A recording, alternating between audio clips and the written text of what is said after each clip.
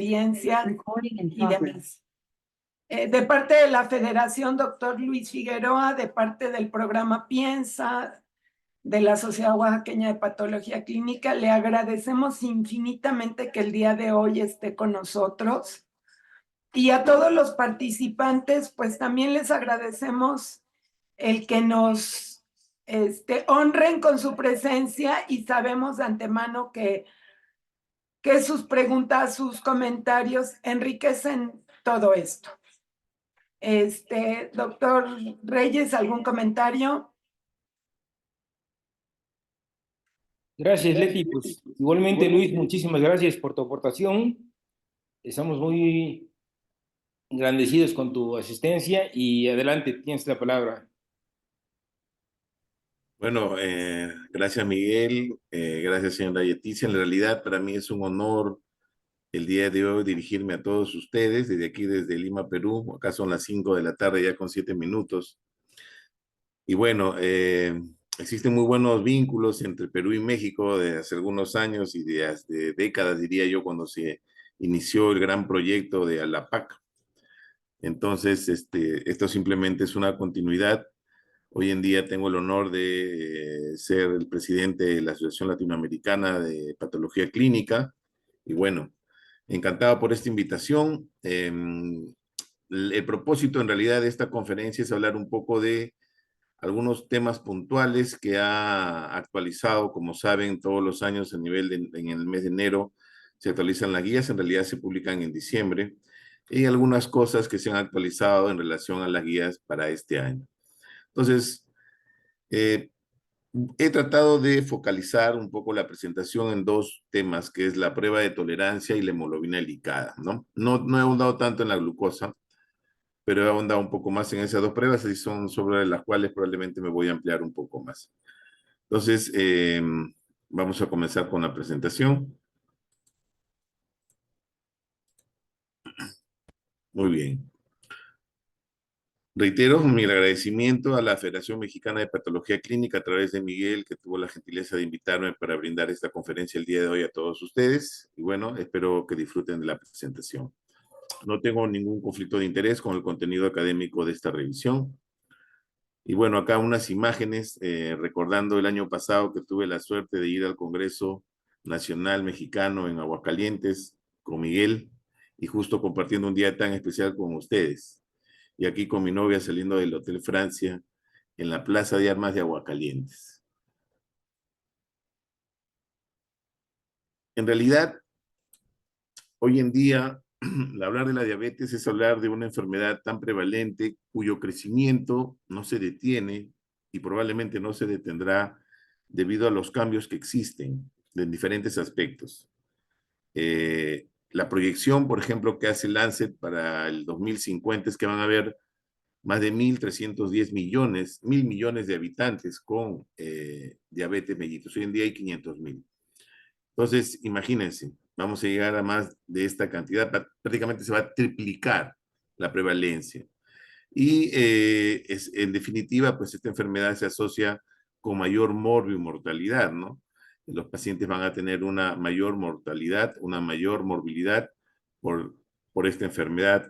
Como ya sabemos, pues es multisistémica, afecta a todo el organismo, en especial a órganos muy nobles, ¿no? Que al general, pues generan obviamente un impacto, no solamente por el riesgo de incremento de mortalidad en sí, sino por la discapacidad que puede ir dejando durante su avanzar, en la medida que los pacientes no se controlen. Este aumento, obviamente, de la prevalencia está impulsado pues, por esta conducta que está existiendo obesogénica en nuestra población a nivel mundial. Hay factores muy bien identificados, como por ejemplo las determinantes comerciales, las que probablemente serán grandes desafíos que tendrán que abordar los diferentes sistemas de salud en todo el mundo, ¿no?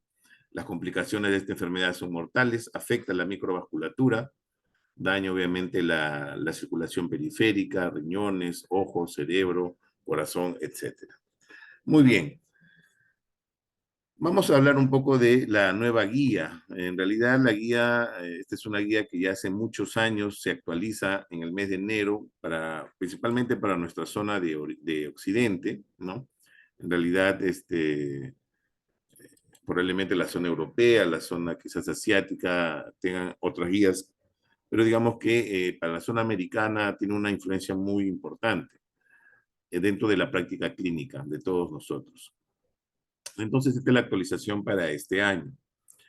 El ADA ya hace muchos años trata de estandarizar un poco el trabajo en relación al tema de la atención o del cuidado integral del paciente con diabetes, es decir, una visión 360 grados completa, donde aborda pues no solamente el tema de tratamiento específico, sino todo su entorno, todo lo que rodea a un paciente con diabetes, ¿no? Y se va actualizando. Año tras año ha ido incorporando nuevos ítems. Hasta el día de hoy, por ejemplo, esta guía del 2017 tiene 17 ítems, de los cuales hay actualizaciones. En el caso de nosotros, ha habido un cambio en el punto 2. Antes era clasificación y diagnóstico, hoy en día lo han cambiado a diagnóstico y clasificación, porque es la línea natural. Primero diagnosticamos y de ahí vemos qué tipo de diabetes es. Básicamente, ese sí es el criterio. Y es el punto 2, ¿no? Hay 17 puntos, muchos muy interesantes, especialmente aquellos que están relacionados a nosotros, como es el punto 7, por ejemplo, tecnología para la diabetes.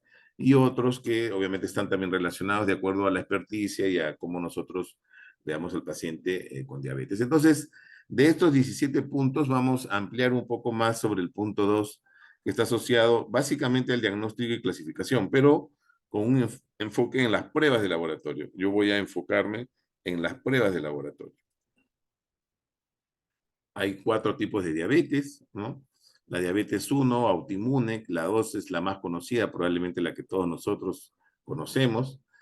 La de tipo 3 por otras causas, y en estas están incluidas especialmente la que está inducida por fármacos, o sea, iatrogénicas. Y por último, la diabetes mellitus gestacional, que también ahondaremos un poco más, ¿no? Entonces, estos son los 4 tipos de diabetes. En realidad, la guía es específica y dice de que no hay una prueba de laboratorio superior a otra, en líneas generales, ¿no? Y que cada una, pues, se va a detectar de manera distinta y se va a comportar in vitro, in vivo en los pacientes, ¿no? Puede ser que de repente para un paciente una prueba dé un valor de diabetes, en otro de un valor de prediabetes.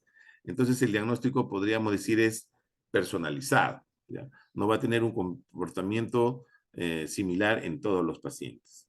En este año, para esta revisión, hay 29, digamos, actualizaciones o recomendaciones específicas con su peso en evidencia. Como ven, hay recomendaciones tipo A, tipo B, tipo C, ¿no? Tipo E, D, tipo E.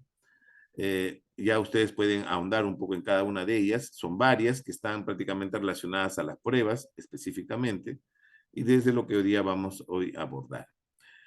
Sin embargo, si ustedes van a comenzar a ver algunos videos que ya están en YouTube o algunas actualizaciones que van haciendo en redes, han mencionado un cambio que lo mencionan como importante, ¿no? Yo diría que es un tema a interpretar, un tema a entenderlo, ¿ya? Les pongo acá lo que el año pasado decía la guía y otros años atrás. Si uno considera de que existe una orden de prelación, es decir, primero diagnosticó con esta prueba, segundo con esta, tercero con esta, pudiera ser, pero la guía es clara, dice oh, ¿no? Entonces, sin embargo, da un orden, por decirlo así. El año pasado el orden era glucosa plasmática en ayunas, prueba de tolerancia y hemoglobina glicada, o si es al azar en cualquier momento más de 200. Pero este cambio que ha dado en este año pone a la hemoglobina glicada en el primer lugar, lo que muchos refieren de que sería el test ideal para el diagnóstico. Yo en lo personal tengo una posición muy particular que vamos a ahondar cuando hable con el tema de hemoglobina glicada. Pero he tratado de revisar en la guía un punto específico que diga que primero es glicada y no lo encuentro, salvo que por ahí esté. Porque igual dentro de los criterios diagnósticos sigue mencionando O, ¿no? Entonces yo podría usar cualquiera de ellas. Y definitivamente hasta el día de hoy sin temor a equivocarme, la que es más sensible, es decir, la que me va a diagnosticar más diabéticos, es la tolerancia. El tema de la tolerancia es probablemente estandarizar su proceso, hacerlo, digamos, también aplicable en nuestra práctica diaria. Y ahí probablemente podríamos encontrar algunas limitaciones y algunas dificultades. Sin embargo, destaco esto porque ahora que comiencen a ver de repente algunos tutoriales van a mencionar esto, ¿no? Yo lo cuestiono. Sin embargo, el orden de este año, por decirlo así, es glicada, glucosa en ayunas y prueba de tolerancia. Sobre los valores no ha existido ningún cambio, es exactamente lo mismo. Hace muchos años no hay mayor variabilidad en el tema de valores, de los cortes, se mantiene, ¿ya? Entonces, estos son los valores que actualmente establece la guía para diabetes y para prediabetes, ¿no? Valores que se mantienen, que no han sido cambiados y que, como mencionó al inicio, en el libro que publiqué en el año de 2020, son similares, así que aquí en español los tenemos. Una glucosa en ayunas, dice glucosa plasmática, esto lo destaco, porque si queremos hacer un buen diagnóstico, tiene que ser plasma, no suero. Es mayor o igual a 126. El ayuno sigue siendo ideal como máximo, bueno, el tope que ponen es de 8 horas, ¿no? La glucosa plasmática a las 2 horas, es decir, después de dar una sobrecarga oral de glucosa anhidra, de diabetes es mayor o igual a 200, ¿no? Y una hemoglobina glicada o prueba A1C, como ellos recomiendan para que no genere confusión con la hemoglobina clásica, es que sea mayor o igual a 6.5. Sigue manteniéndose el hecho de que la glucosa plasmática aleatoria mayor a 200 con síntomas es diagnóstico de diabetes. A diferencia de estas tres, hay que repetir la prueba lo más pronto para confirmar el diagnóstico. Yo en realidad cito a los pacientes al día siguiente, máximo 3 días, pero si fuera una glucosa mayor a 200, independientemente de la hora que haya consumido, se considera que es obviamente un valor de diabetes. Y es muy probable que cuando uno habla ya con estos pacientes, pues tenga alguno de los síntomas clásicos de diabetes. La prediabetes se sigue manteniendo, una glucosa plasmática entre 100 y 125, será una glucosa alterada. Estos son los pacientes ideales, son los pacientes perfectos para hacer una prueba de tolerancia. Ojo que pueden haber pacientes con glucosas menores a 100 que meritúen una tolerancia porque probablemente tienen factores de riesgo de prediabetes, ¿ya? Una glucosa que hacemos con la prueba de tolerancia y sale el clásico intolerante, el que tiene tolerancia a la glucosa, entre 140 y 199, o cuando se haga una prueba 1C, una hemoglobina glicada, entre 5.7 y 6.4. Entonces, estos valores en realidad son exactamente los mismos que están aquí y que no han variado. Y probablemente no cambien en algunos años más. Aquí resumen diabéticos con los puntos de corte de acuerdo al test, prediabéticos y glucosas, y glucosas en base a sus valores. Muy bien. Los sistemas de salud en realidad deben de priorizar sus intervenciones para el diagnóstico de la prediabetes. Y lo ideal sería que estos pacientes con prediabetes ingresaran a un programa de prevención de diabetes. Más aún si son prediabéticos que tienen doble factor de riesgo, por decirle una glucosa alterada en ayunas, o una intolerancia, o una hemoglobina glicada con valores de prediabetes. Es decir, tienen más probabilidades de ser diabéticos. El tiempo probablemente para debutar con diabetes es más corto. Por lo tanto, las intervenciones deben ser más agresivas. Según la guía, establece inclusive que el tratamiento con metformina debería ser ideal en pacientes que tienen más de 100, claro, más de 110, perdón, si son con prediabetes, y glucosa mayor a 6, por ejemplo. Perdón, hemoglobina glicada mayor a 6. Pero siempre y cuando se considere el tratamiento para ese tipo de pacientes y la metformina. En líneas generales, la prediabetes no es una enfermedad tal cual, es una condición preclínica, es una condición que nos va avisando que el paciente va a ser diabético. Y es el momento ideal para hacer las intervenciones. Por eso es la importancia de que los sistemas de salud deberían priorizar este tipo de pacientes, porque si hoy en día en pacientes prediabéticos podemos hacer intervenciones, es probable que estos pacientes no se vuelvan diabéticos, y eso ayudaría muchísimo. Para entender un poco más sobre el concepto de prediabetes, ellos establecen que todos los pacientes deberían hacerse un test siempre y cuando tengan una obesidad o un sobrepeso, ¿no?, que superen estos valores, y que además pueda tener uno o más de estos factores de riesgo. Es decir, una persona con sobrepeso u obesa que tenga familiares cercanos en primera generación con diabetes, que probablemente por el tema racial, latino, que tenga un antecedente de enfermedad cardiovascular, que sea hipertenso, que tenga valores de HDL bajos o valores de triglicéridos altos, que tengan antecedentes de síndrome de ovario poliquístico, que tenga inactividad física, es decir, como obeso o sobrepeso con inactividad, o algunos criterios asociados a resistencia a la insulina, deben de hacerse una prueba de tolerancia. Un screening de diabetes para descartar esta enfermedad, ¿no? Porque probablemente tenga esta enfermedad. Son los clásicos criterios asociados a la obesidad para ver en un paciente prediabético que obviamente no tiene síntomas. La diabetes expresa sus síntomas cuando ya superan probablemente los valores del umbral de excreción renal. Personas con prediabetes, personas que hayan tenido, por ejemplo, diabetes mellitus gestacional, mujeres, ¿no? Idealmente deben tener hasta un seguimiento de 3 años. Las personas en general que no tengan, digamos, factores de riesgo deberían hacérselo después de los 35 años, ¿no? Si tuvieras alguno de estos factores, obviamente antes de esta edad. Y miren, personas en tratamiento con VIH, personas expuestas a medicamentos de alto riesgo, vamos a entender un poco más a qué se refiere, o que tengan una historia de pancreatitis. En los niños hay obviamente el concepto ya no de índice de masa corporal, sino percentil, y aparte algunos otros factores de riesgo que pudieran considerarse.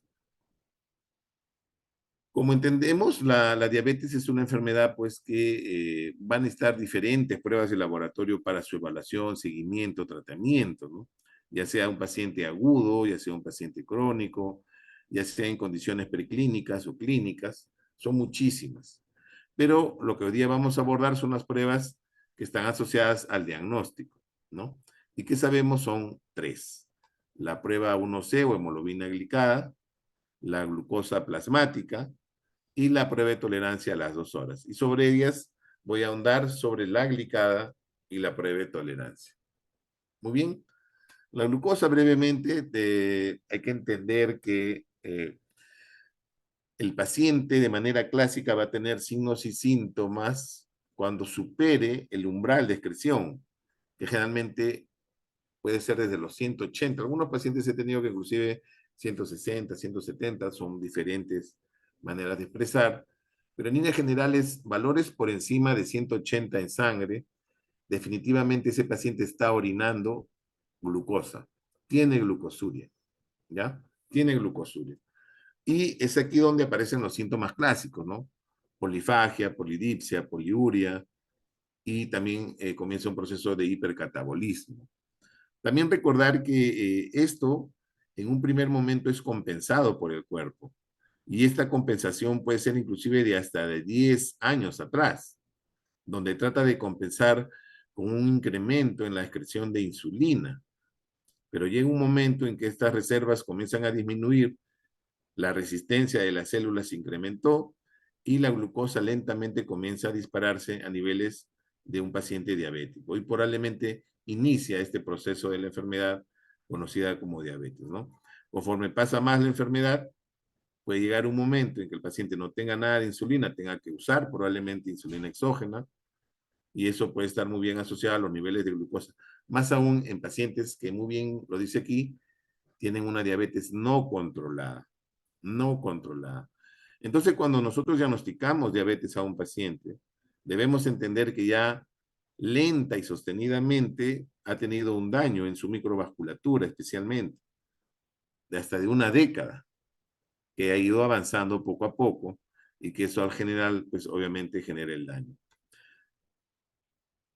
Todos conocemos el tema de la glucosa, probablemente hoy día todos usemos más glucosa exoquinasa, no voy a andar mucho al respecto, pero sí el tema de glucosa plasmática. Es importante entender que el plasma tiene una mayor concentración de glucosa, por lo tanto incrementa la sensibilidad de la prueba. Hay que tener cuidado también de la glucólisis, ¿no? La glucólisis, si sus procesos de toma de muestras son un poco lentos, no tienen una buena refrigeración, las condiciones ambientales no son adecuadas y los laboratorios de referencia van a probablemente la muestra en condiciones incorrectas, pues los hematíes van a comenzar a comerse esa glucosa. Va a haber glucólisis. Y definitivamente el valor que vamos a comenzar a liberar no es el adecuado. Y la guía, insisto, recomienda plasma para este diagnóstico. La glucólisis, miren, en una hora, en condiciones que les menciono, 5 a 7%, que podría representar entre 5 a 10 miligramos. O sea, un paciente que estaba justo en 127, en una hora probablemente va a estar en 117. Entonces, es importante custodiar esto. Por eso lo ideal es que si es para diagnóstico, utilicemos plasma. Muy bien. Ahora voy a hablar de la prueba de tolerancia. En realidad, este es un test, lo personal, muy interesante. Es un test que al menos en el laboratorio donde tengo la suerte de trabajar, pues lo manejamos de una manera muy personalizada. El personal que trabaja con nosotros está muy comprometido y creo que lo hacemos bastante bien, ¿no? La guía comienza a establecer una primera recomendación. Dice que cuando se utiliza la prueba de tolerancia como método de detección de prediabetes o diabetes, dice, se debe garantizar una ingesta adecuada de carbohidratos, ¿no? Este es un tema muy interesante. A veces muchos laboratorios restringen que el paciente no tenga una ingesta normal de carbohidratos. La guía refiere que a veces tenemos que garantizar una ingesta normal para que el test dentro del objetivo cumpla su función y no existe más bien una condición previa de menor ingesta de carbohidratos. Es como que evitaría sensibilizar un poco a las células, especialmente musculares, para generar, obviamente, la respuesta que esperamos. Entonces, este es un tema muy importante que debe de estar escrito en sus condiciones preanalíticas cuando le den al paciente. En un paciente diabético, si nosotros damos una sobrecarga oral de glucosa y al tener la incapacidad de absorber, obviamente esta glucosa se va a disparar. Y aquí tenemos que comenzar a diferenciar. Cuando nosotros evaluamos la glucosa en ayunas, estamos evaluando la glucosa que se produce en el hígado. Pero cuando evaluamos la prueba de tolerancia, estamos evaluando cómo se absorbe esa glucosa en el músculo, que es el principal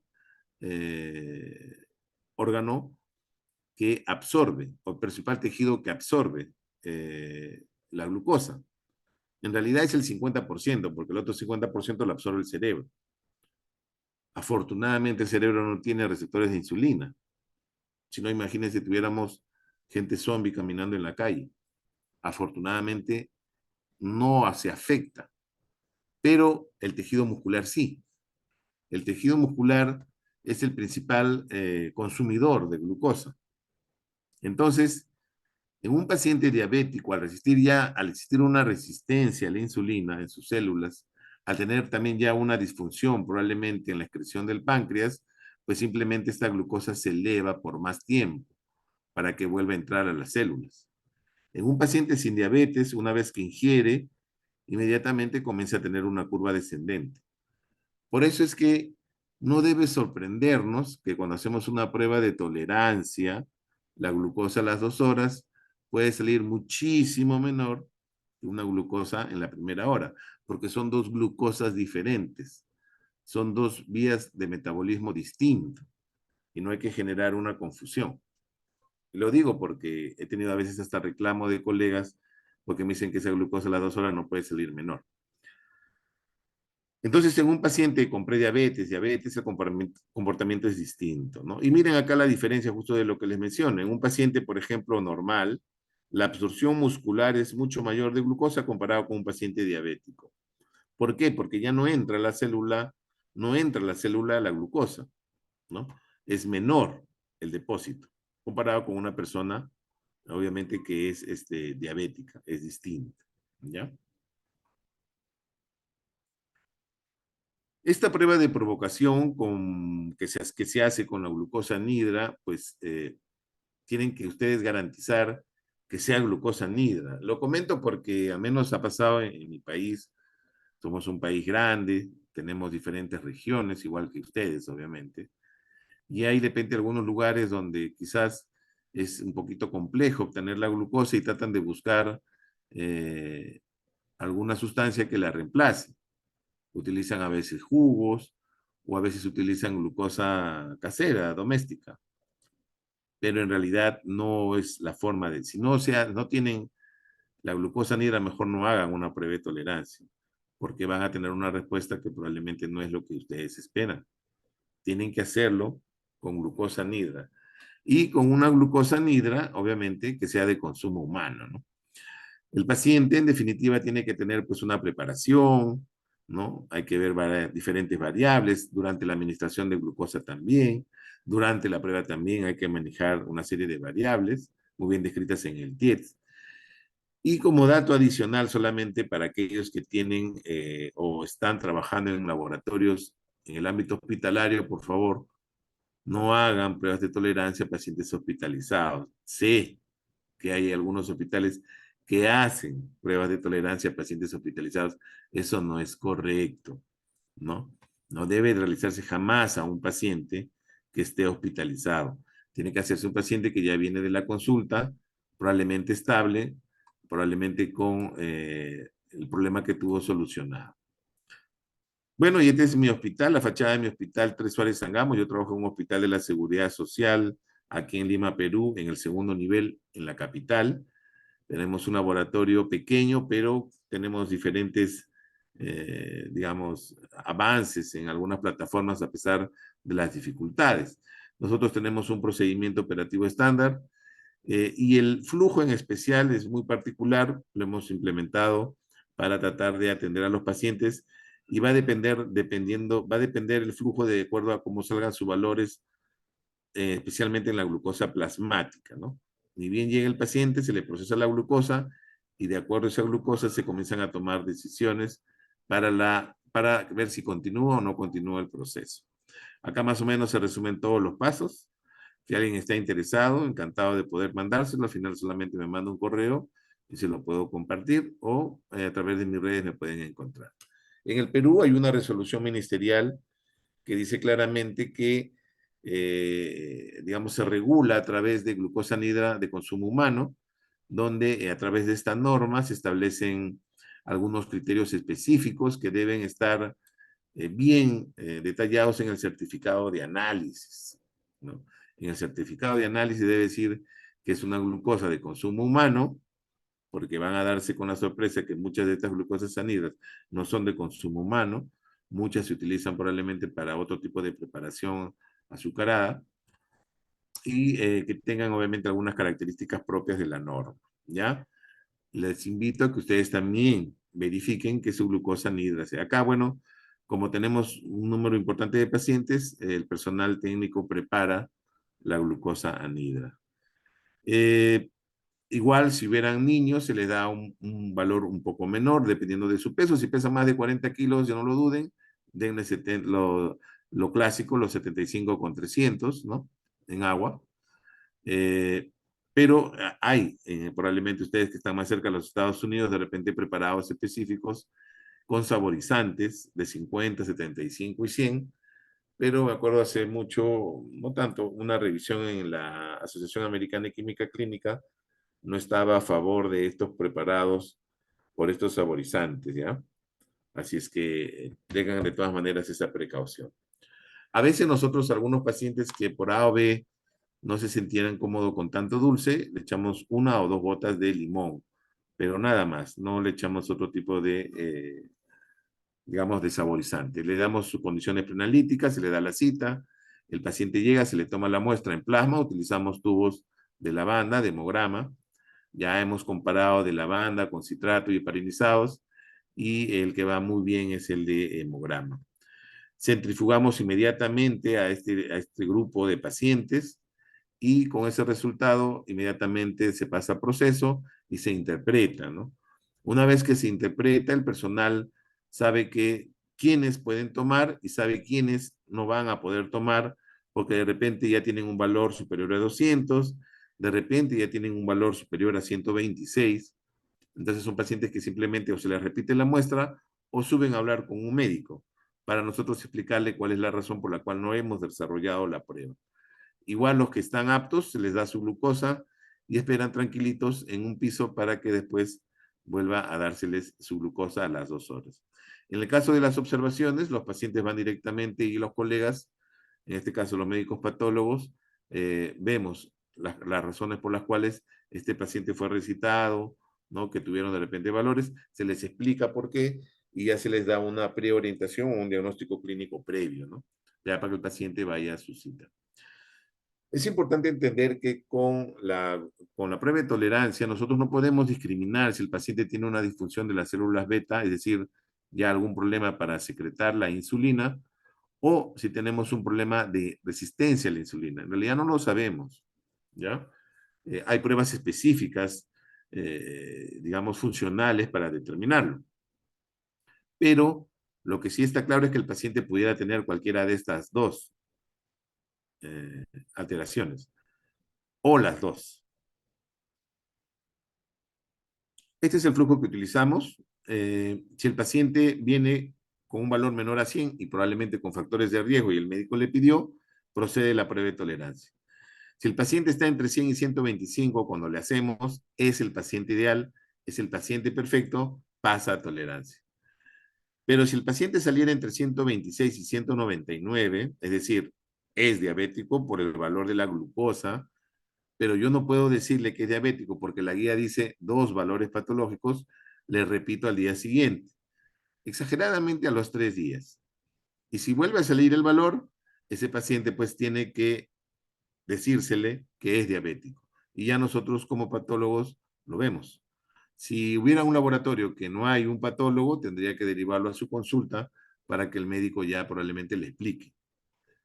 Si nosotros le hacemos en la mañana y sale más de 200, y nos ha pasado a veces pacientes que ya tienen antecedentes de diabetes, el médico le pide, probablemente porque se están volviendo a atender en la seguridad social o porque el médico quiere confirmar lo que el paciente dice, le hacemos y sale más de 200, en realidad nosotros ya no le repetimos, esta fue una inclusión a raíz de la recomendación de un comité en la institución, o yo en realidad paso directo acá, le explico qué es y después ya el paciente va a su consulta.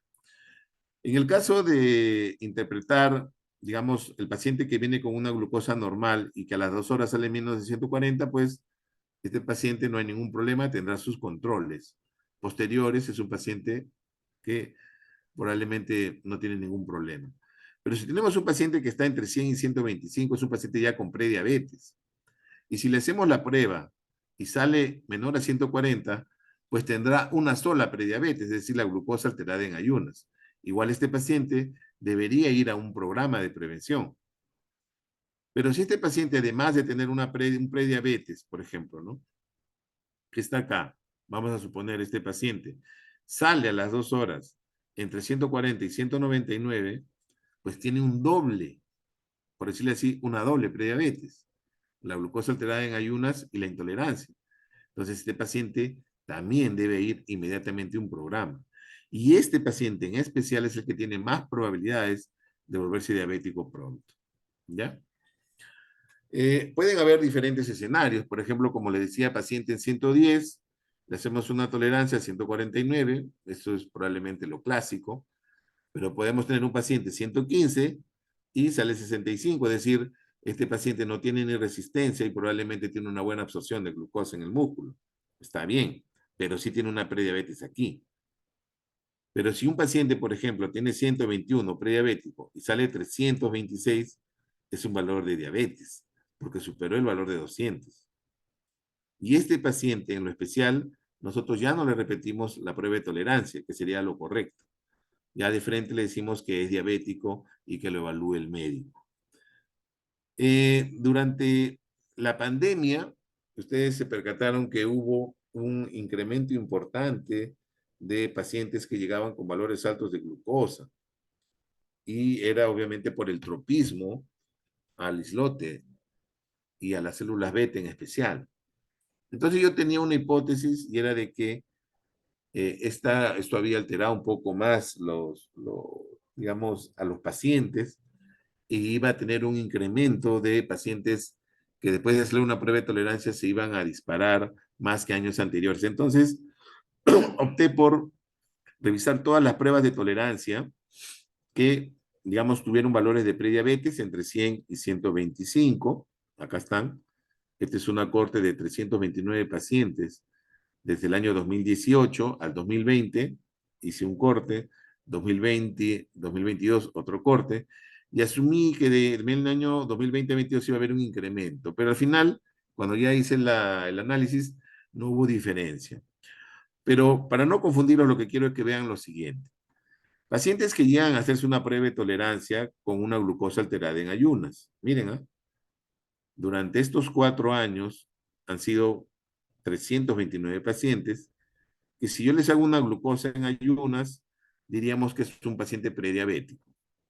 Si a este paciente yo no lo someto a una prueba de tolerancia, probablemente lo siga manejando como un paciente prediabético en la consulta. Pero ¿qué pasa si yo les hacía una prueba de tolerancia? Miren qué pasó. A estos pacientes que les hice una prueba de tolerancia o que les mandaron una prueba de tolerancia, todos salieron por encima de 200. Inclusive algunos superaron el valor de 300. ¿No? Estas son las medianas de 117 a 224. ¿Qué significa? Que obviamente la prueba de tolerancia es el test más sensible para diagnosticar diabéticos, inclusive más sensible que la glicada, y vamos a ver por qué. Por eso es que tiene una sensibilidad mucho más alta comparada inclusive con la glucosa en ayunas, ¿ya? Entonces, si tienen un paciente con prediabetes, si tienen un paciente con factores de riesgo, háganle una prueba de tolerancia.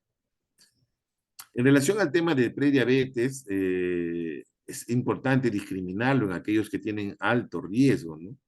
Hay que hacer la prueba de tolerancia, porque ahí es donde va a aparecer lo que les he mencionado. Inclusive podría identificar el doble de sujetos, tanto con prediabetes como con diabetes. Dice, aunque es más práctica y menos costosa en comparación a la tolerancia a la glucosa, la tolerancia podría ser de mayor utilidad en la detección de prediabetes y diabetes, ¿no?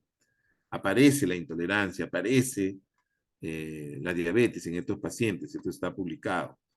Así que pueden verlo, inclusive hay trabajos que han hecho seguimiento de cortes de pacientes transcurso de los años. Es una corte de 12 años y vemos cómo los pacientes que fueron diagnosticados de prediabéticos progresaron a diabetes casi un 13%, algunos tuvieron una reversión, otros obviamente fallecieron porque fue una corte que tuvo pacientes mayores, pero en líneas generales hay un porcentaje importante que van a progresar a ser diabéticos. Los pacientes prediabéticos deben de tener una intervención clínica oportuna. Idealmente deberían ir a un programa de prevención de diabetes. Sobre el diagnóstico de la diabetes mellitus gestacional hay varias recomendaciones, pero no quisiera ahondar tanto, va a depender mucho de la estrategia que ustedes implementen en sus centros, ¿no? Probablemente en acuerdo con los ginecólogos del hospital, ¿no? Y cómo quieren manejar el flujo de estos pacientes. Pero lo que sí debe ser claro es que el 100% de sus gestantes tiene que hacerse una prueba de tolerancia, porque es obligatorio. Revisaré acá de manera breve qué pasa en un paciente, digamos, en una gestante que tiene la predisposición, digamos, a hacer diabetes gestacional. Es en este tipo de pacientes. Normalmente en una gestante que no tiene ningún factor de riesgo, probablemente no tiene obesidad, probablemente no tiene antecedentes de diabetes mellitus gestacional, probablemente no tiene antecedentes familiares, no hay predisposición genética, etcétera, síndrome de ovario poliquístico, etcétera. Cuando empiece el embarazo y en un tiempo determinado, que generalmente es en el periodo que se recomienda hacer la prueba, que es entre las 24 y 28 semanas, estos pacientes van a tener, digamos, un fenómeno de resistencia a la insulina, un fenómeno diabetogénico propio, natural del embarazo. Es decir, durante el embarazo va a darse este fenómeno. Pero una gestante normal, un páncreas en una gestante normal, va a hipertrofiarse sus células beta y va a compensar este incremento de glucosa para controlarlo. Inclusive después del embarazo, esto se normaliza. Hay obviamente alguna alteración en la sensibilidad periférica a la insulina de manera normal, que se da en el embarazo, pero esto se corrige. Pero en una paciente que no puede compensar esto, pues su páncreas simplemente no se hipertrofia, la sensibilidad periférica a la insulina es mucho mayor, por lo tanto, se despierta y aparece entre las 24 y 28 semanas, segundo semestre, de forma florida, la diabetes mellitus gestacional. Y que nos da tiempo para hacer intervenciones, para corregir esa glucosa, para evitar las complicaciones, ¿no? Y evitar, inclusive después del embarazo, todavía puede quedar un poco de esto. Por eso que es obligatorio que las gestantes que hacen diabetes mellitus gestacional deben continuar en su tratamiento. Hay muchísimos órganos involucrados en la fisiopatología, el hígado, el tejido adiposo, el cerebro, músculo, placenta. Hay varias hipótesis también que hablan que la placenta de por sí tiene obviamente algunas alteraciones dentro de la homeostasis hormonal, ¿no? Que generan pues esta alteración y generan la tormenta perfecta para la diabetes. Las complicaciones son muchas, tanto para la mamá como para el producto, ¿no? Además de alteraciones que se puedan generar de manera congénita o propias de su homeostasis. Aparte de las dificultades de estos bebés macrosómicos o inclusive pequeñitos con retardo del crecimiento, ¿no? Entonces, la obesidad y la diabetes, en realidad, mellitus gestacional, han sido reconocidas, pues, como factores de riesgo independientes para una serie de resultados maternos y fetales adversos. Diabetes, hipertensión, cesárea, macrosomía. La obesidad y la diabetes mellitus gestacional comparten muchas de estas consecuencias. Las mujeres obesas y sus hijos corren un mayor riesgo de sufrir resultados adversos, ¿no? Por eso, les pido de que si en sus laboratorios o en sus hospitales no le hacen al 100% de sus gestantes su tolerancia, coordínenlo y háganlo. Hay dos maneras clásicas de hacerlo. Una es en un solo paso, que es la que la realidad recomienda la guía, y hay otra en dos pasos, ¿no? La estrategia en un paso es como una glucosa, como una tolerancia normal, se le va a dar la misma cantidad, 75 gramos de glucosa anhidra, solo la diferencia es que se va a tener un valor a la hora. Con un valor patológico ya diagnostico la diabetes. La diferencia en dos pasos es que primero se le hace lo que antes se conocía como el test de O'Sullivan, ¿no? Que el paciente se le da 50 gramos independientemente de que esté o no en ayuno y se ve qué valor sale. Hay diferentes puntos de corte, eso ya dependerá de cuál decidan. Si estos salen por encima de lo que ustedes probablemente quieren hacerlo más sensible, 130, menos sensible, 140. Y si sale patológico, la citan al día siguiente en ayunas, pero le dan 100 gramos. Y la otra diferencia es que hay una prueba a las 3 horas. Acá dos valores patológicos me diagnostican la enfermedad. Bueno, este es un estudio que hice ya hace algunos años, donde veíamos que el promedio de los pacientes, por ejemplo, en una corte, en un tiempo determinado, que evaluamos cerca de 1.872 pacientes con prueba de tolerancia, el 5% tenía diabetes, el 26% hacía intolerancia. Y glucosa alterada en ayunos más intolerante, 451 en total, ¿no? Entonces, si en ese momento a todos estos pacientes, por ejemplo, que en los laboratorios podemos discriminar rápidamente y ver que tienen ese doble factor de riesgo, se los mandaría a un programa, pues sería fabuloso porque evitaríamos probablemente futuros diabéticos, ¿no? Ese es el objetivo y es un tema que está pendiente aún en nuestro hospital. Nosotros hacemos la prueba, discriminamos bien, encontramos a estos pacientes potenciales y a un programa, pues definitivamente tendríamos pacientes más saludables. Yo estoy a la espera aún de que mi organización podamos implementar esta metodología. No sé si en relación a este tema hacemos un corte y preguntas o prefieren que las preguntas las hagamos al final de la conferencia, Martín. Como tú le dispongas, Luis. Bueno, en todo caso que hagan sus consultas o vayan haciéndolas de la parte de la glucosa y de ahí vamos a revisar el chat, o esperan y al final lo acluimos. Ahorita ya paso a la hemoglobina glicada, la famosa hemoglobina glicada. Digo famosa porque está comenzando a tener un mayor consumo, está comenzando a tener un mayor consumo, pero hay que ver bien cómo se está haciendo el consumo de la misma. Muy bien, la hemoglobina glicada tiene algunas particulares propias de su metabolismo, no voy a ahondar mucho. Lo que sabemos es que está unido de manera irreversible a la vida de los hematíes, eso es obvio, y por lo tanto, en el mejor escenario, pacientes que tienen un buen control, se lo pudiera hacer hasta 2 veces al año, o en otros pacientes de repente hasta 4 veces al año, ¿ya? La guía recomienda explícitamente que la prueba que utilicemos debe realizarse utilizando un método certificado por el Programa Nacional de Estandarización de la Microhemoglobina. Claro, para nuestra zona americana. Probablemente algunas otras zonas se enrolarán a otros programas de armonización de hemoglobina glicada. Pero digamos que la mayoría de los fabricantes de la industria diagnóstica de este test se alinean muy bien a este programa nacional ya de algunos años que tienen los Estados Unidos para estandarizar el NGCP, ¿no? Y que obviamente sea trazables al método de referencia que se utilizó en aquel estudio del DSCT, otros también hablan del UKPDS, ¿no es cierto? Esta es la página del NGCP, donde pueden tener muchísima información muy variada, diferentes aspectos. La ventaja es que pueden ver aquellos laboratorios que participan como laboratorios propios para tener sus test de hemoglobina glicada certificados, y también pueden ver aquellas empresas de la industria diagnóstica que tienen participación.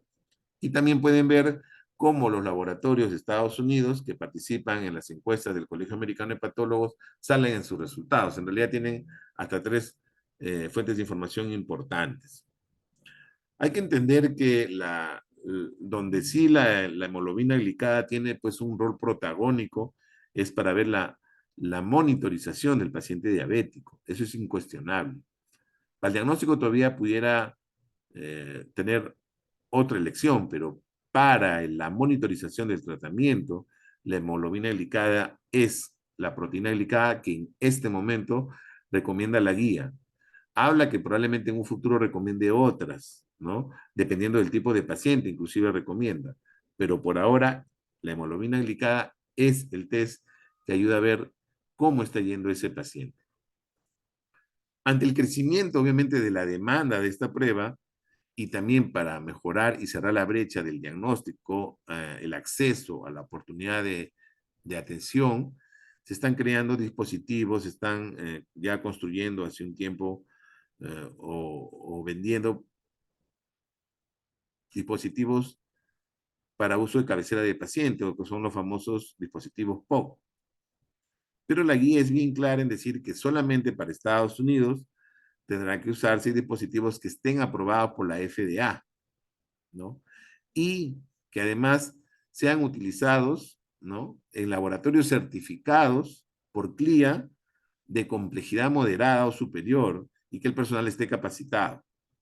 O sea, cualquier laboratorio pequeño, así tenga, no lo va a poder utilizar porque tiene que cumplir esos requisitos. También dice que puede existir una discordancia entre la prueba de hemoglobina glicada y valores repetidos de glucosa, ¿no?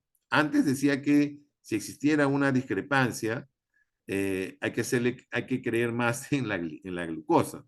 Hoy en día ya no refiere, dice de que veamos cuál de las dos es la que tiene interferencia, ¿no? Recomienda que se vean cuál de las dos podría ser la que esté teniendo esta interferencia. Pero lo que sí establece otra vez es las múltiples condiciones clínicas, variables, digamos, condiciones clínicas que pueden generar una discrepancia al momento de interpretar. En primer lugar, obviamente, alteraciones, digamos, hemoglobinopatías propias, ¿no? Variantes.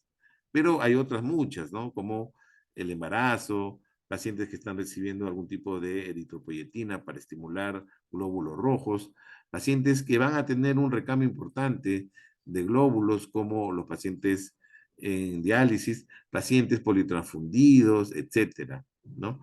En todas estas condiciones, si uno quisiera diagnosticar, porque estamos hablando de diagnóstico, en este caso, es usar glucosa. Ahora, igual, si estamos monitorizando el tratamiento, pues tenemos que entender estas condiciones clínicas para saber bien cómo vamos a interpretar su evolución, ¿no? Ahí es donde probablemente tenemos que usar, pues, un test que nos permita tener el mejor diagnóstico para ver ese monitoreo, ¿no? En relación a las hemoglobinopatías, la prevalencia de variantes, pues, a nivel mundial es del 5% aproximadamente, ¿no? Esto puede cambiar dependiendo. Por ejemplo, en el Perú tenemos una zona en Chincha donde hay bastantes afrodescendientes, ¿no? Y esa es ahí la prevalencia sea mayor. Por ejemplo, en África, en algunas zonas son de 25%. En fin, entonces hay que verlo. Un tema también importante y que probablemente hasta ahora no se hace con tanta frecuencia es así como se pide de que el 100% de las creatininas salga con el resultado de la tasa de filtración glomerular para ver el estadiaje de la enfermedad renal. El 100% de las hemoglobinas glicadas debería salir con el promedio de glucosa estimada, ¿no?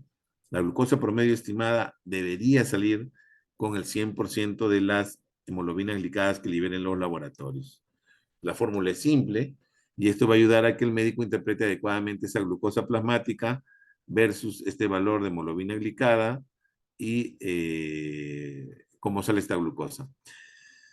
Aquí de repente destacar en estas revisiones que he estado tratando de entender acerca de la actualización, habla mucho de que bueno, lo refieren porque yo no lo he leído, de que se opta por la hemoglobina glicada en ese primer lugar porque va a permitir pues ver ese pasado de 3 meses del paciente y cómo ha estado su glucosa.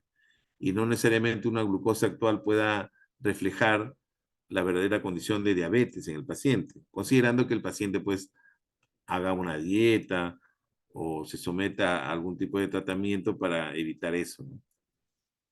Muy bien, sobre métodos de referencia, hay una publicación ya bastante antigua donde habla cuáles son probablemente esos métodos. Uno de ellos el HPLC, también está la electroforesis capilar, en fin, son procedimientos establecidos, pero muchas metodologías probablemente o parte de la industria sean con HPLC, ¿no? Que nos refieren, ¿no? Al final eso va a depender de cómo uno quiera, digamos, implementarlo en sus laboratorios, el impacto del perfil de su demanda y cómo va a trascender ese resultado en monitoreo. Y lo más importante, cómo están saliendo sus resultados en el control de calidad. Y lo otro es ver qué método están utilizando, ¿no?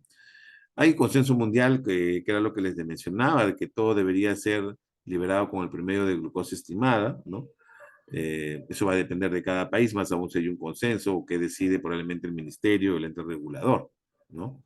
Porcentaje, por ejemplo, para el NGCP y FCC, Europa y parte de Asia también en milimoles por mol, ¿no? Instituciones académicas recomiendan que se libere así. Inclusive hay valores ya para milimoles o miligramos por decilitro de cómo se salen estos promedios de glucosa. Hay otras instituciones, no solamente el NGCP es la única institución que armoniza, también está en Japón, hay otra zona en Europa que también tienen, obviamente, sus programas de armonización. La ventaja del NGCP, yo no he entrado, no he explorado un poco las otras, en el NGCP sí hay específicamente un área donde uno puede ver ese método que tú quieres utilizar de repente, qué interferencias tiene según el tipo de hemoglobinopatía, ¿no? Algunas, por ejemplo, no van a tener interferencia, otras sí, ¿no? Otras de repente no tienen información. Entonces tú puedes acceder. ¿Quieres implementar un método? Perfecto. Voy a averiguar, voy a entender. Dame a ver tu certificado de participación en el NGCP, dame la declaración para ver cuáles son tus interferencias, de repente cómo se está comportando tu método en otro laboratorio, etc. Por ejemplo, acá hay una lista de métodos certificados por el NGCP. Acá van a ver diferentes empresas, ¿no?, que han certificado sus métodos y que los van a tener ahí, digamos, vigentes, porque esto tiene una vigencia, ¿no? vigencias hasta una fecha determinada, ¿ya? Con su fecha de vencimiento, los lotes, en fin. Son 25 páginas, por ejemplo, de métodos, o sea, de empresas que tienen ahí. Y también van a tener la lista de los laboratorios certificados que participan, ¿no? Actualizados, por ejemplo, esto fue para enero. Hay algunos de Colombia, Argentina, Brasil, Colombia, Chile. Hay Chile, Colombia, ¿no? De la zona sudamericana. Probablemente acá hay uno de México, por ejemplo. Y deben haber otros más, ¿no? México. Ojo que acá hay dos tipos de niveles, el 1 y el 2. Creo que el 1 es el más exigente, pero me comentaban que para participar en este tipo de, digamos, de control, que necesitabas laboratorios que estén acreditados con la 15.189, algo así, es lo que me comentaron, ¿no? Muy bien. De la misma forma, como les dije, pueden ver también cómo han salido los resultados de los test de los laboratorios que han participado, ¿no? Esto es en las encuestas que hacen de forma periódica en el CAP y que están socializadas en la página. Por ejemplo, mencionan que el 30% de los laboratorios participantes están utilizando métodos con un coeficiente de variación menor al 2%, el 84% de los laboratorios utilizan métodos con coeficiente de variación entre laboratorios menor al 3%. Hay algunos que salían, que son estos observados, que salían con un coeficiente mayor de lo que permitía la participación. Sobre los objetivos de tratamiento, es decir, qué valor yo necesito para poder controlar a mi paciente, va variando, ¿no? Y eso va a depender también del programa en el cual se esté participando. El ADA, por ejemplo, establece un objetivo de tratamiento. Hay otras instituciones, como el Colegio Americano de Endocrinología, otras instituciones que establecen otros tipos de objetivos. De repente, más estrictos, porque están asociando de repente a patrones de referencia más estrictos en base a su armonización o conmutabilidad. Si quieren ahondar un poco más y diferenciar de repente entre las bondades de la glucosa y la glicada, este artículo es perfecto porque aborda esa pregunta y trata de ver cuáles son las principales diferencias, ¿no? Para poder interpretar estos test entre la glucosa y la hemoglobina glicada. Yo tengo una observación en relación acá, dice, sobre la estandarización del ensayo. Dice que la glucosa no está estandarizado. Se referirá a programas de estandarización, pero la glucosa hace años está armonizada, ¿no? Esta es una opinión un poco sesgada.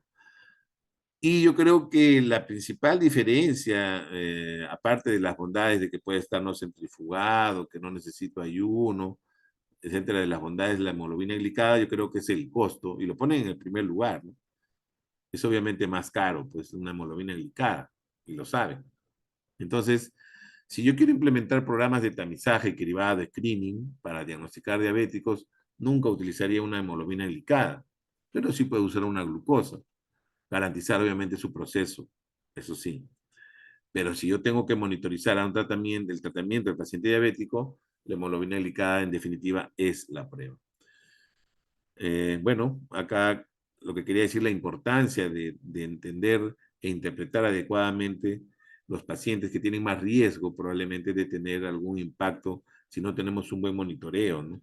La hemoglobina glicada pues es la prueba idónea para su monitoreo. Hay que entender también que atrás de la implementación de todas estas pruebas, especialmente la glucosa, que va a servir para la glucosa plasmática y para la prueba de tolerancia, y la hemoglobina glicada, pues tienen que estar bien asentadas dentro de programas de control de la calidad, interno, externo, interlaboratorial o como quieran, pero eso es fundamental, ¿no?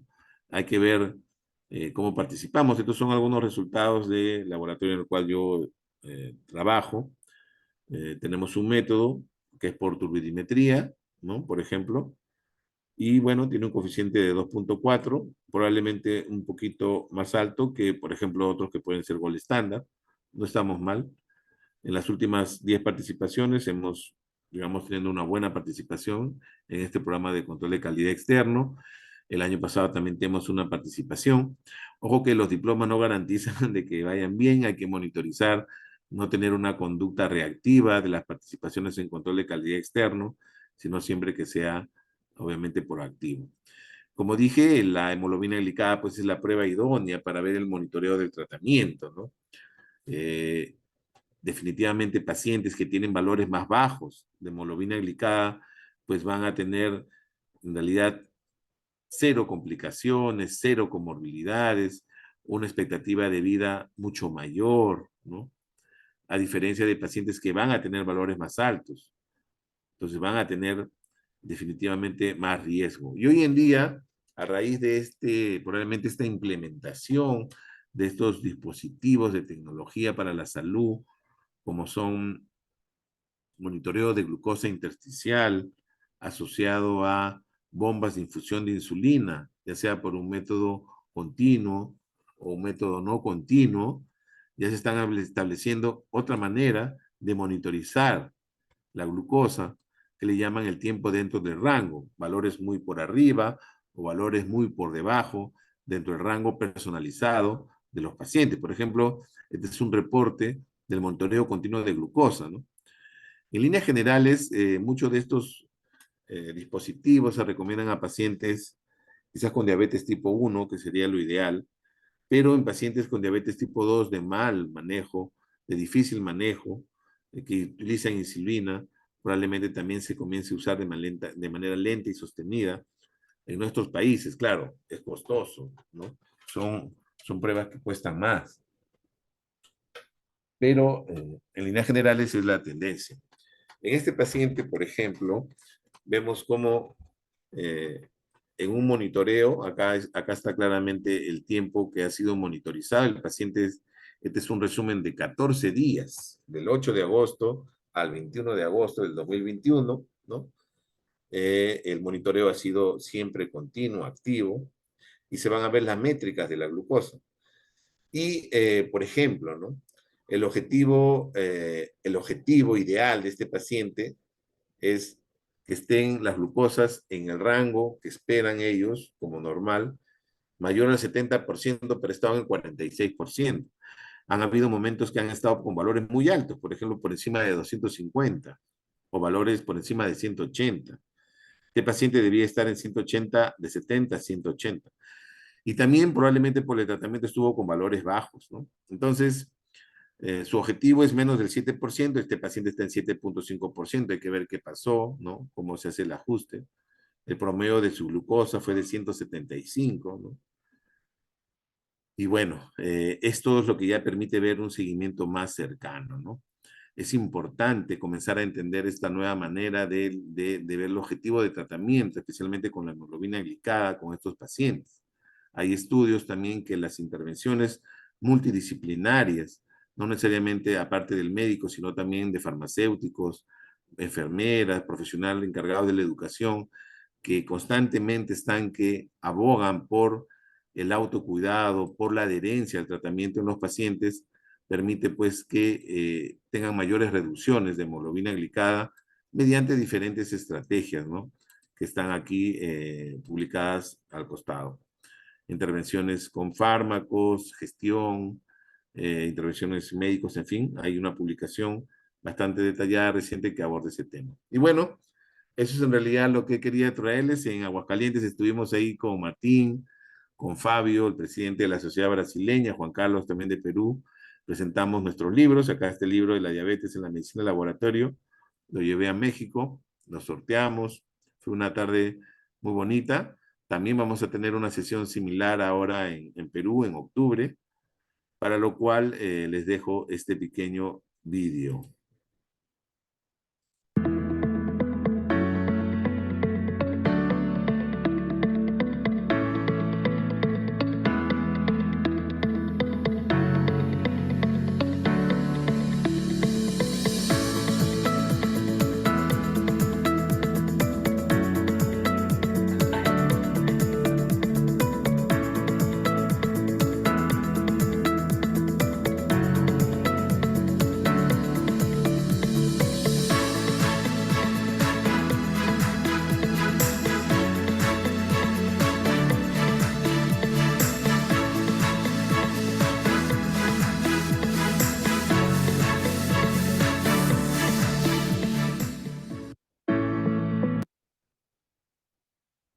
Así es que los espero. Yo en realidad espero que en el mes de octubre, del 9 al 12, están cordialmente invitados, toda Latinoamérica, en nuestro congreso, que lo estamos haciendo con mucho cariño aquí en Perú. Va a haber una participación importante de diferentes líderes, digamos, de la medicina de laboratorio en el mundo. Vamos a tener la presencia de la doctora Tonri Sosben, ella es turca y es la actual presidenta de la Federación Internacional de Química Clínica. También vamos a tener la presencia de Mario Plevani, que es el presidente actual de la Federación Europea de Medicina de Laboratorio. Va a venir también Demián Gruzón, él es el que va a ser el presidente de la EuroMedLab en Bruselas el 2025. Y bueno, aparte de todos los representantes de las sociedades latinoamericanas de patología clínica, México, Chile, Uruguay, Brasil y otros ponentes que nos van a acompañar del 9 al 12 de octubre aquí en Lima, Perú, para que conozcan mi bello país, la hermosa Lima, disfruten de su gastronomía, así es que quedan todos cordialmente invitados. Así que ahora sí, muchísimas gracias por la invitación y quedo a sus preguntas. Doctor, muchas gracias. Muy conciso, muy preciso. De verdad, un gusto escuchar su plática. Hay una pregunta de Julio César que dice, le escribió en el chat, dice, ¿hay rangos de referencia diferentes para una glucosa obtenida con un tubo de tapón rojo con activador de coágulo o sin aditivo? O con un tubo de plomo que trae oxalato de sodio, o son los mismos rangos en ambos casos. O sea, lo que usted en un momento mencionó sobre las mediciones de suero o plasma. En realidad, la guía, si hablamos de la guía dice que para diagnóstico sea glucosa plasmática, ¿ya? Para diagnóstico. No hay valores específicos que establezcan, digamos, según el tipo de muestra que menciona, para algún tipo de tubo específico. No lo menciona en la guía. Tampoco he encontrado en libros específicamente, ¿no? En líneas generales, lo que tienen que entender es que el plasma debe procesarse inmediatamente una vez extraído para tener el mejor valor, y este valor siempre va a estar 10 a 12% más que los sueros, ¿ya? E igual hay tubos que ayudan a preservar, refieren la glucosa. Sin embargo, en la misma guía recomiendan que no recomiendan el uso específico de algún tubo. Lo menciona, sí, pero no hace una recomendación específica. Yo creo que en la medida que se haga un buen proceso para conservar la muestra, el transporte adecuado, si es un laboratorio de referencia, a una temperatura adecuada va a ser lo correcto, ¿no? Pero no hay un punto de corte específico. Los valores que están en la guía son para diagnóstico de diabetes y no están relacionados al tipo de tubo, pero sí dice que sea glucosa plasmática.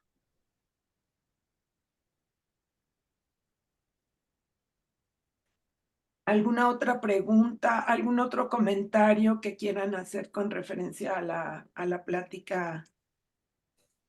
Han escrito en el chat, a ver, dice Julio César.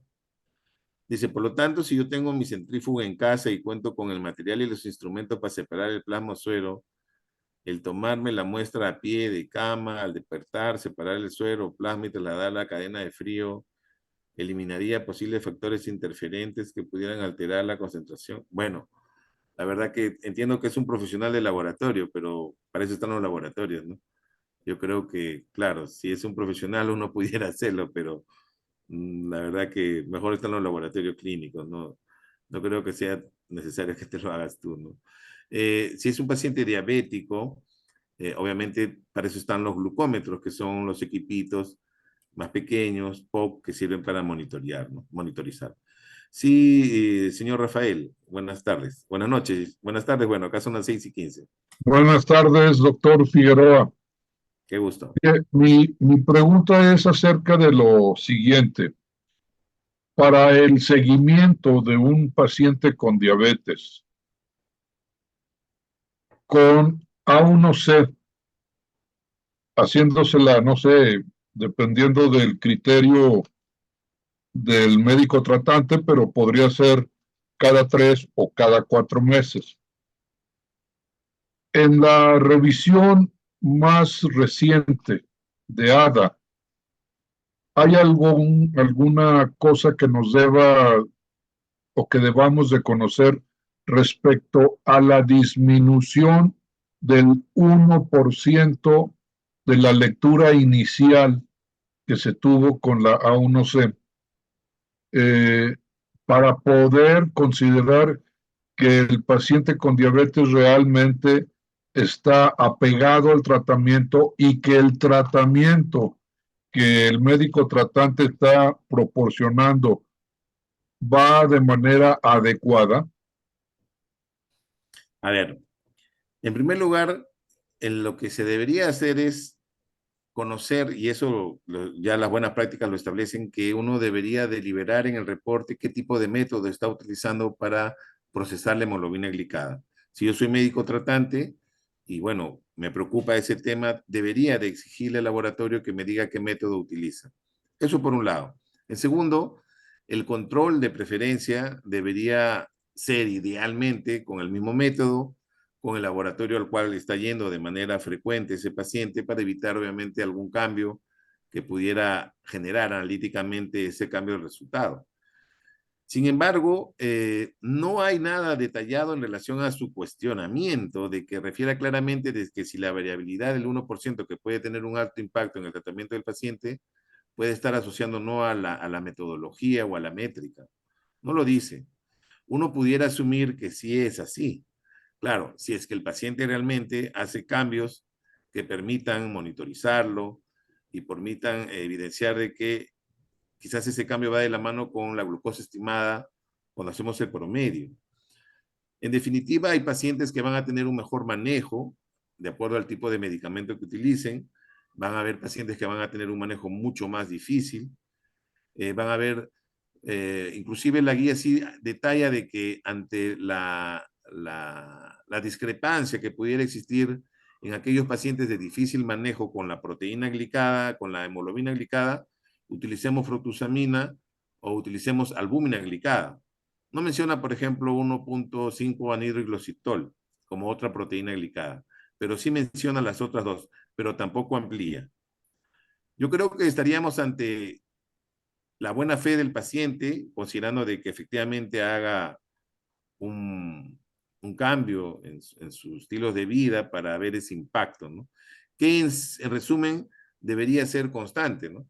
Si un paciente estaba en 11, al siguiente mes está, al siguiente 3 meses está en 10, a los siguientes 3 meses está en 9, pues va bien, ¿no? Pero si en algún momento se vuelve a elevar, pues eso fue transitorio, de repente hasta pudiera estar asociado pues a temas de, no sé, pues de error total o algo por el estilo, ¿no? Sí, mi pregunta iba dirigida al sentido de si en la última revisión del ADA de 2024 hay algún ítem que se refiera a este punto sobre el manejo y seguimiento con HA1C para llevar un mejor control del paciente. En lo que es la parte de clasificación y diagnóstico no hay ninguna recomendación relacionada a ese tema. De repente en el área de objetivos de tratamiento quizás lo mencione. Bien, gracias. Luis, buenas tardes. Sí, Miguel. Los tubos de fluoruro de sodio que recomiendan para transporte de muestras de sucursales a matriz para estabilizar un poco las concentraciones de glucosa, ¿son útiles realmente? Mire, yo he escuchado ese tema de un experto ya hace muchos años, que es el doctor Greg Miller. Él es experto en diabetes y la verdad que él mismo daba una recomendación de que estos tubos, que en teoría tienen mejores condiciones para preservar los valores de glucosa, evitar la glucólisis, a veces cuando se han comparado con otros, tienen ligera ventaja, pero no es de repente muy marcado. Lo que sí se recomienda es tratar de cumplir con las condiciones preanalíticas para el transporte si son de laboratorios de referencia, ¿no? Mantener una temperatura adecuada, de repente, si es posible, en el lugar donde se toma la muestra, hacer una centrifugación rápida, evitar obviamente exponer a la glucólisis, es lo correcto. pero no sé, sería cuestión de hacer comparaciones. Yo hace mucho tiempo hice comparaciones con el famoso tubo plomo y encontré una diferencia de más o menos 3 o 4 miligramos por decilitro. Ya te estoy hablando hace muchos años. ¿Y qué opinión tienes de los controles de calidad externos, particularmente de la EUR A1C, que utilizan más de 3 niveles liofilizados? Bueno, la verdad que desconozco un poco al respecto sobre los esquemas de control de calidad externo de otras o de diferentes marcas en realidad. No, no te podría dar una opinión con precisión matemática, ¿no? Y entiendo que tú conoces un poco más de ese tema porque tienen programas de participación externo. Por ejemplo, en mi laboratorio participamos con RICAS ya hace años y bueno, los resultados que obtenemos son trazables comparados con los grupos pares para el isométodo. No hemos tenido otro tipo de participación. Y también hemos participado, si no me equivoco, con la IFSC, que también hemos tenido buenos resultados, pero no he visto el detalle de esas participaciones en realidad. No, no podría de repente ayudarte al respecto. ¿Y en esos controles se utilizan como matriz sangre humana o liofilizados? Leofilizado. De acuerdo. Y te quiero exponer un caso de un paciente de 52 años que debutó con diabetes mellitus con 380 miligramos, que tiene carga con diabetes tipo 2 y que Se cortó bien. Se al se derivarlo al endocrinólogo, podría repetirlo toma- porque se entrecortó tu internet. perdón, es un paciente de 52 años que debutó con 380 miligramos por decilitro de glucosa. Fue derivado al facultativo, le dio metformina, una diaria, se estabilizó durante 2 años con 110, 120 tu glucosa, pero actualmente tiene intolerancia a la lactosa. Con cualquier tipo de lácteos, tiene diarreas explosivas y muy, muy fuertes, incluyendo el ejercicio intenso. Y actualmente ya no está tomando nada de medicamentos para la glucosa y sigue en 110, 120. ¿Qué opinión tienes al respecto? Bueno, yo sé que la metformina, obviamente, como un medicamento, tiene algunos temas que hay que controlar, entre ellos la acidosis láctica en el tiempo, también algún tipo de limitaciones para monitorizar los valores de vitamina B12 y monitorizar el tema de hemoglobina.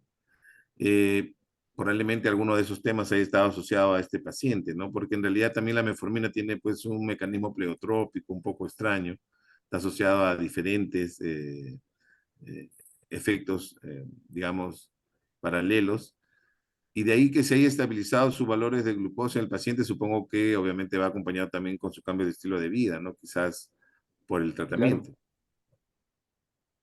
Sí, efectivamente, cambió totalmente su estilo de vida, pero lo que le extraña ahora es que, pues, con cualquier lácteo, tiene diarreas muy profusas, ya acudió con el gastroenterólogo, le dijo que pues, tiene que evitar los lácteos, pero pues ahora se extraña él porque ya no tiene diabetes. Bueno, ¿no? En realidad en la medicina, pues como tú sabes, tenemos Claro, enfermos, ¿no? Y no enfermedades, ¿no? Las enfermedades son clásicas, es pero cada correcto. paciente va presentando, pues, una diversidad en relación a sus tratamientos, ¿no? Sí, claro. Gracias, Luis. Muy bien. Hay otra pregunta de Julio César nuevamente. Este, dice, doctor, actualmente están apareciendo equipos que usan la metodología IFA, que usan un cassette y un resultado en 40 minutos. ¿Es seguro medir hemoglobina glicada por esta metodología? En realidad, yo creo que en todo test, porque eso va a pasar en todas las pruebas, hay goles estándar, ¿no? Como dije, si yo quisiera implementar el mejor método para hemoglobina glicada, quizás podría ser un HPLC, una electroforesis capilar, sería lo ideal, pero obviamente todo eso está asociado a costo, etcétera. Sin embargo, puedo usar métodos que tengan, digamos, una buena correlación con el gol estándar, también puede ser.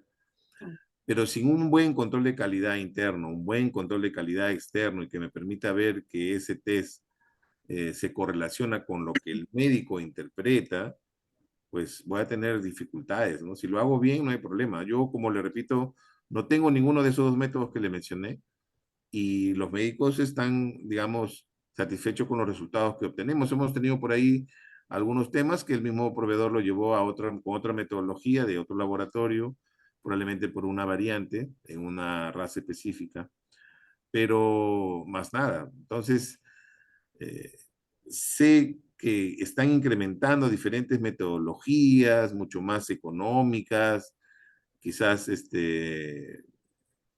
pero hay que ver bien la otra, el aseguramiento de la calidad es fundamental, ¿no?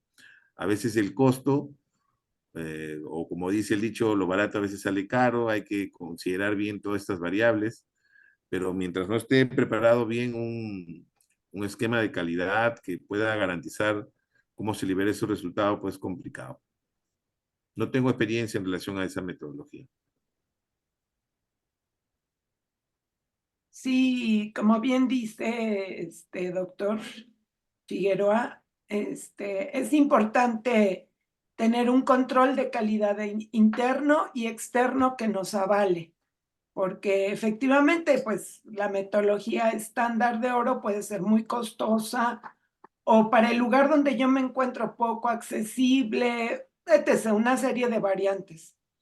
Pero al menos si yo hago una correlación entre mi control de calidad interno y me ayuda mi control de calidad externo, voy a estar, pues, de alguna manera más segura de que estoy proporcionando resultados que sean servibles para el paciente y para el médico tratante, ¿no? Correcto. ¿Alguien más quiere hacer algún comentario, alguna referencia?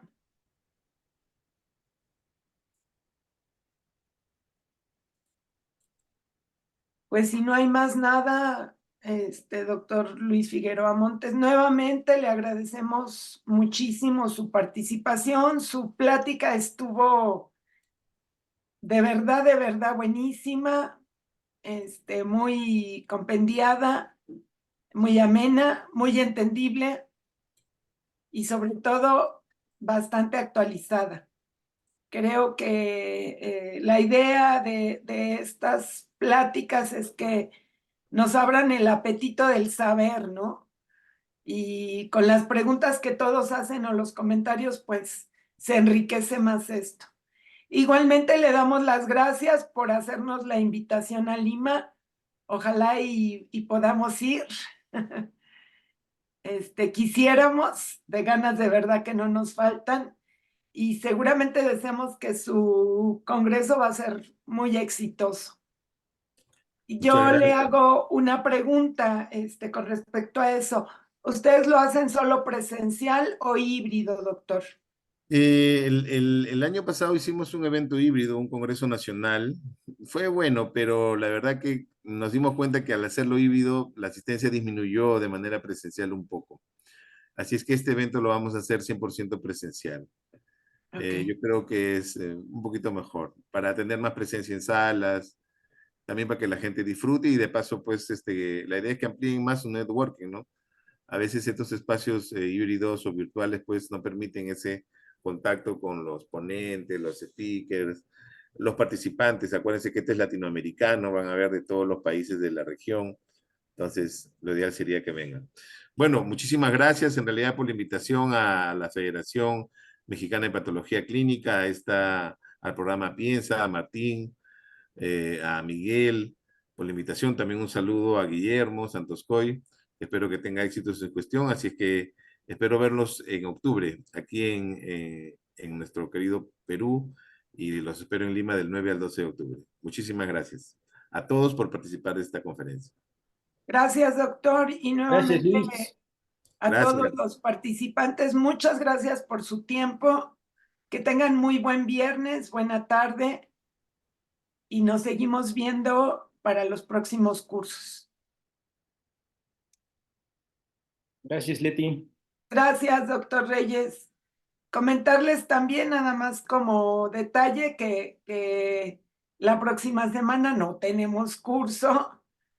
Vienen las cuestiones de Semana Mayor Entonces hasta estaremos teniendo, si mal no recuerdo, doctor Reyes, hasta el día 12 y 13 de abril. 12 y 13 de abril.